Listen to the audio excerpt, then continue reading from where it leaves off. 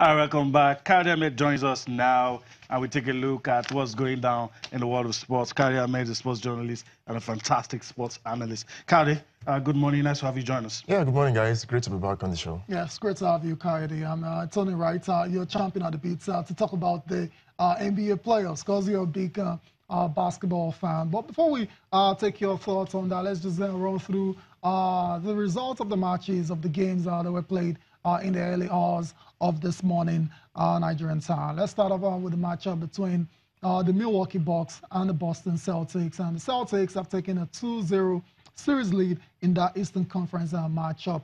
It was a 120-106 victory for Boston. And a couple of guys were really impressive in that one. We'll talk about them later on. Elsewhere, the Wizards and the Raptors faced off, and the Raptors absolutely destroyed the Washington Wizards 130-119. That series is now 2-0 as well. Last but not the least, the Pelicans and the Blazers. This is the upset I was talking about earlier on the show. New Orleans going to the Moda Center, going to Portland to defeat the Blazers 111-102 for a 2-0 series lead.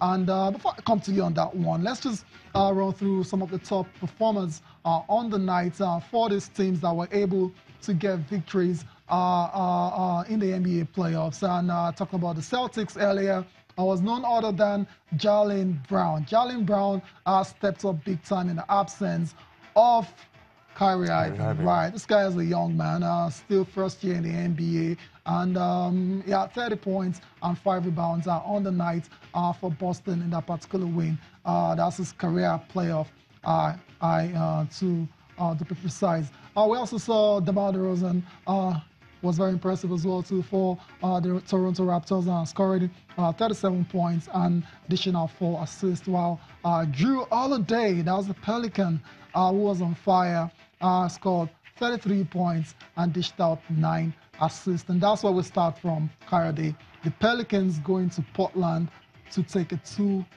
series lead. Yeah, quite what's going on there? In the West, I heard you guys saying the Portland Trail Blazers were third in the regular season. And for the Pelicans, they were down the pecking order. Yeah. But in the playoffs, it's a different ball game. Now, the duo of CJ McCollum and Damian Lillard were focusing on AD, Anthony Davis. Right. And it's always good when you have someone in your personnel who can step up to the game apart from the main man.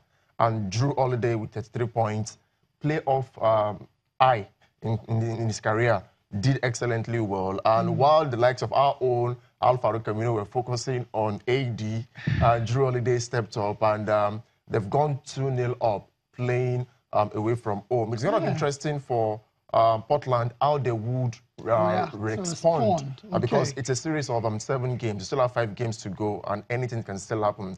But this 2-0 advantage gives the New Orleans Pelicans a whole world of confidence, because one of their key players, DeMarcus Cousins, is ruled out for the season. It's been out. A certain Drew Holiday who stepped up to the plate will also be confident that I can combine well with Anthony Davis.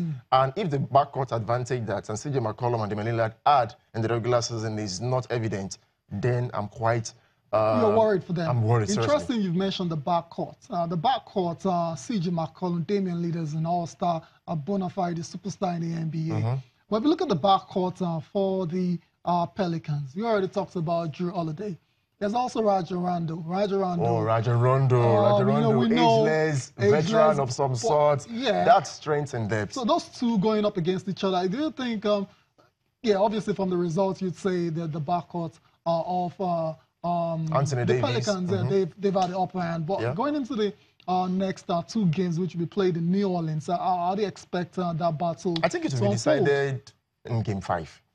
Because for the Portland Trail Blazers, sometimes when you fail to take advantage of home court and you are 2 games down, it's very, very difficult for you to try and equal it, say, at the end of Game 4, for it to be 2-all.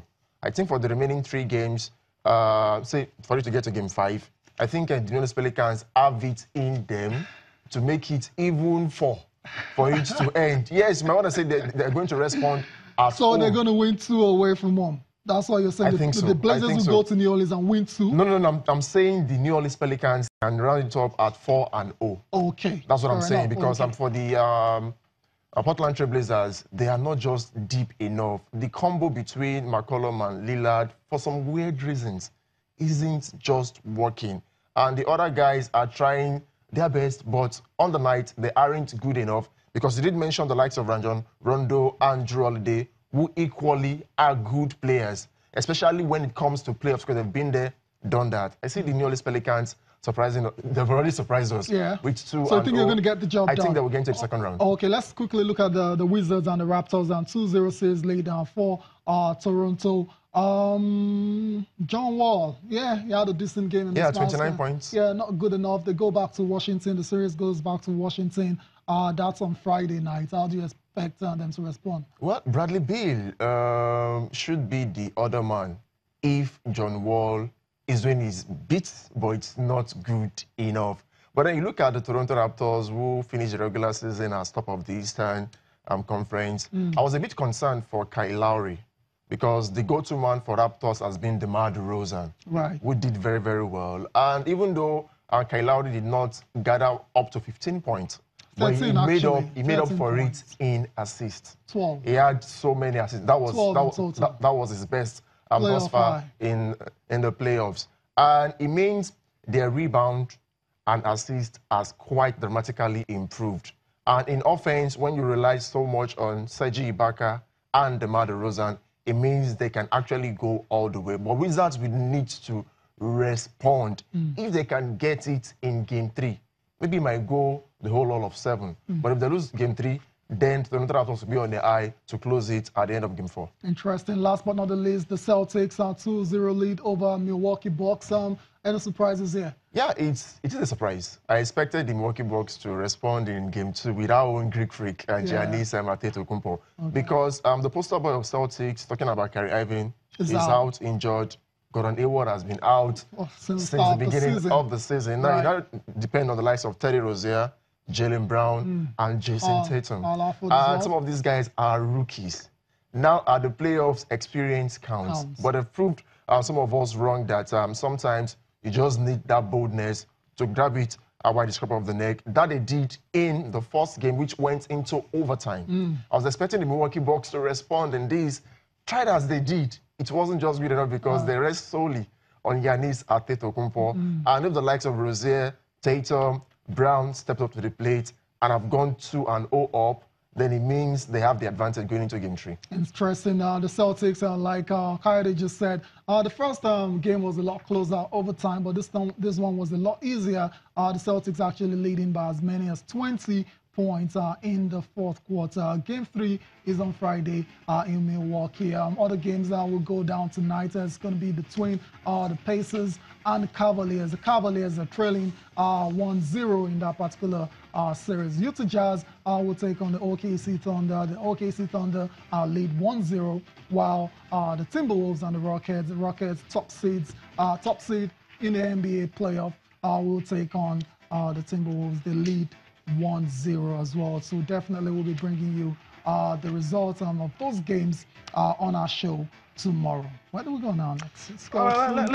The aftermath of the Commonwealth Games, let's really do our own, what do I call it? Post-mortem? Post-mortem. The NTTF, Table Tennis Federation, saying we're satisfied. 3 silver, that's what they got from the Commonwealth Games. And they said, that's been our target. 2 silver. If you had the If you had the fate of Baswai, so it's 3. It's 3 actually. That's been our target all day long, and we got what we wanted. Yeah, for the Ishaya Nikon-led NTTF, some of us had reasons as to why they didn't take Funke Oshanaike, Edem Ofyong, and what have you. By the end of the day, it's about being among the medals. Our best prospect was Amaru Quadri, though he was sick going into that competition. That was why he didn't feature in the team event. But he met a Mao Ning, the Singaporean, who was in the finals of the last Commonwealth Games. And I felt he should give him a run for the money, but eventually he won silver. And looking at how they did generally, you would say it wasn't a bad outing. 2 silver for the men's team, and one silver in the T6 to 10. That That's for won the by para. won by Okay. Faith Obazwaye. Not bad. But who knows, maybe the ladies would have done better. But at the end of the day, Isha Atikon is justified for sticking his neck out for the men's. Okay, well, maybe it was a realistic approach. Let's see, since they were in the medals. All right, let's listen to the president of Nigeria Table Tennis Federation, Ishaku Tikon, and what he has to say about the expectations and what the day turned out to be. We have, from beginning, 9 athletes we have requested from the ministry to go with. 5 from the men's team and 4 from the female team. But along the line, I think because of costs, they have to look back into our last record in the Glasgow Commonwealth Games, where we went with about 9 athletes, participated in 7 events, and come back home with 1 medal, which is bronze. And said, well, that will be the basis at which our slot have been reduced from 9 to 4. So we couldn't get to Gold Coast at the same time because, in fact, it was only Aziz that left from Nigeria to get there. Jide had to come in from Italy, join him. We have 2 almost on the eve of the starting of the event. Fortunately, Segun Toriola joined him. So the 3 of them started the team event even before Aruna joined them. In fact, the day Aruna arrived Gold Coast, we were already at quarterfinals on the team event. So it was explosive. All the team we made, all the countries we made with are table tennis country. It has not been easy. I commend our players. All right, so Ishaku Tikon there. Well, not necessarily justifying, but he's saying, look, it was a commendable performance, 2 silver. Some might argue, but based on prevailing circumstances and all, it feels that Team Nigeria put up a decent performance. And I think you agree, Kylie? Well, you can't argue with results. You can't. It beats a retreat when people are like, okay, why not taking care of Shanaike? But at the end of the day, the team did not disappoint. Yeah. 3 silver eventually. He was saying that Aaron Okwodri got in late. Yes, when he did, they were already in the quarterfinals. But at the end of the day, Aaron Okwodri was the Nigerian that went as far as the finals in the singles. And I was hoping he was going to equal the record of Segun Toriola at Manchester 2002, winning the gold medals. But silver isn't bad as well. I mean, it's an upgrade. It's an upgrade. It is, because if you consider 4 years ago in Glasgow, Delhi 2010, Melbourne in 2006, you know, it's a step up. Yeah. We're hoping that going into the next Commonwealth Games 4 years from now, would have discovered even more talent. The work should start now, rather than the 11th hour approach that is quite evident with the federations whenever we want to go for the Olympics or the Commonwealth Games. All right.